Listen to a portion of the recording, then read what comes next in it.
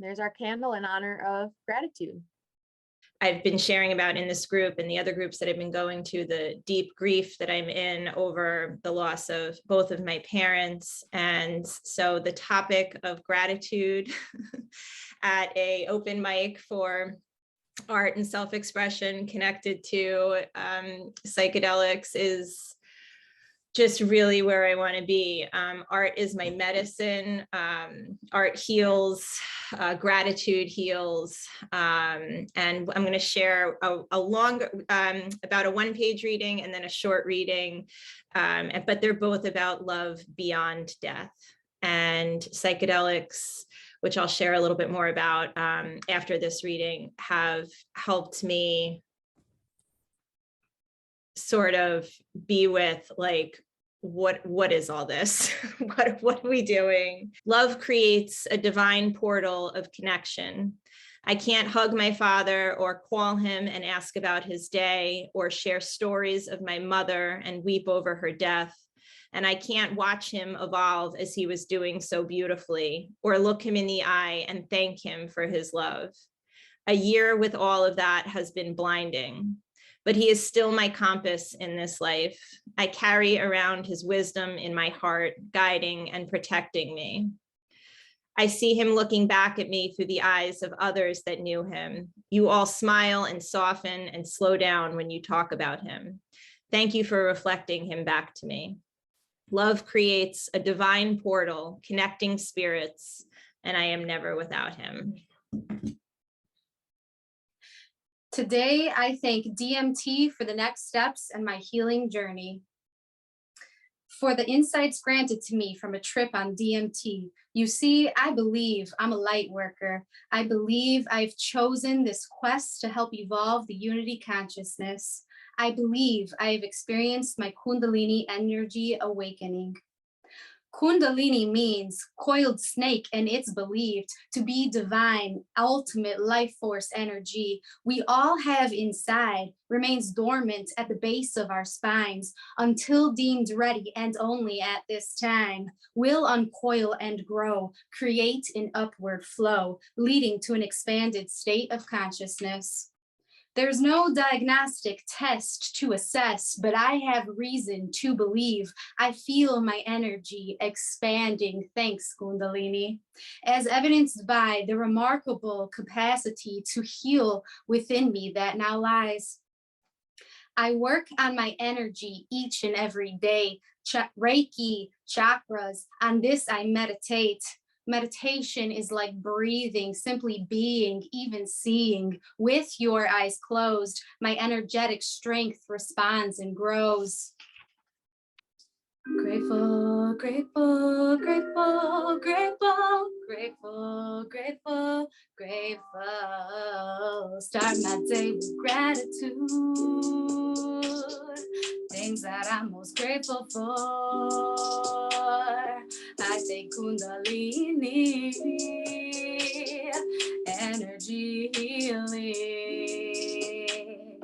I couldn't find those who would heal me. I wanted to find those who could heal me, but that's my responsibility. Self-love, awareness, and psychedelic therapy, they're the foundation of the change. Neuroplasticity, Gestalt theory leads to self-healing. It's a November ceremony with love, connection, and harmony. The beauty of community, the undeniable sense of unity. One by one, they defer to the light of the sun. There's something I wrote a couple days ago in the morning as referring to the street lights as they were going out because the sun was rising.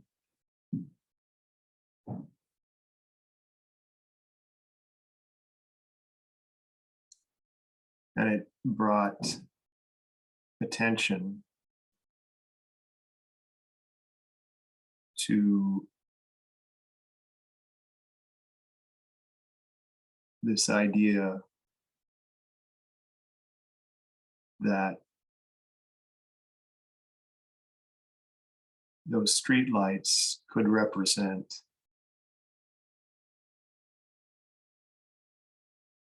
that which we see as consciousness, that which we see as our own self. And yet, there's an artificial aspect to that.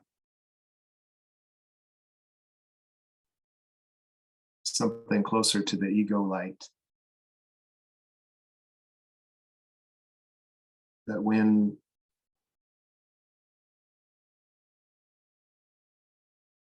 the light of consciousness arises,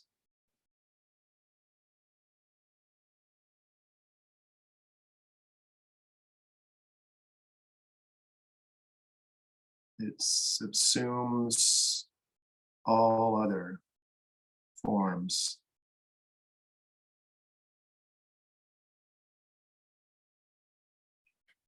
So I made this about a month ago. I call it Funky Ammonite. It's got elements of Jackson Pollock-esque splatter art and some graffiti stencil art. I don't know if I can highlight the bioluminescent features, but I mean, kind of tough to tell. But basically, I lay down a base coat of glow-in-the-dark paint, and then I just kind of flow over the top of it, and then this is what comes out of it after a while. And then this one I just kind of call Cope, Heal, and Joy. Those are some elements of my art. So the heel's kind of there, and Cope, and then Joy's at the bottom by the fingerprint, which is kind of like I don't really know how to put it into words. I mean, I was kind of picturing like, you know, like unlocking your iPhone or whatever, and like Joy kind of unlocked painting for me. Yeah, I really like this one with the, you know, different colors that flow throughout in the sacred geometry. That's been a big part of my art. There is a chapter about the Haudenosaunee Thanksgiving address, which is said at the beginning and end of gatherings among Haudenosaunee people, and also by some as a daily prayer. So today I will be reading an English translation that was published by the Six Nations Iroquois Cultural Center back in 1993. Today we have gathered, and we see that the cycles of life continue. We have been given the duty to live in balance and harmony with each other and all living things. So now we bring our minds together as one, as we give greetings and thanks to each other as people. Now our minds are one.